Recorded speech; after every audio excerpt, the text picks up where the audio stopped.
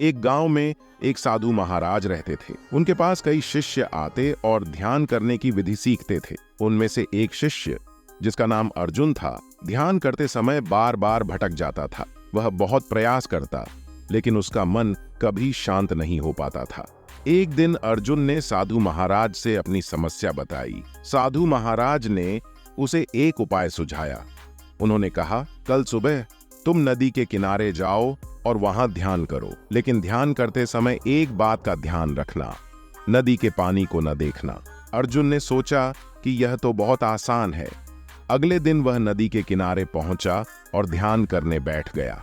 लेकिन जैसे ही उसने आंखें बंद की, उसका मन बार बार नदी के पानी की ओर खींचने लगा। वह पानी को देखने की कोशिश कर रहा था और अपने मन को नियंत्रित नहीं कर पा रहा था।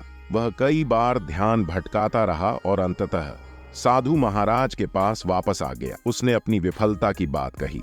साधु महाराज मुस्कुराए और बोले, अर्जुन, यही तुम्हारी शिक्षा थी। जब तुमने केवल एक चीज को न देखने का प्रयास किया, तब तुम्हारा सारा ध्यान उसी पर केंद्रित हो गया।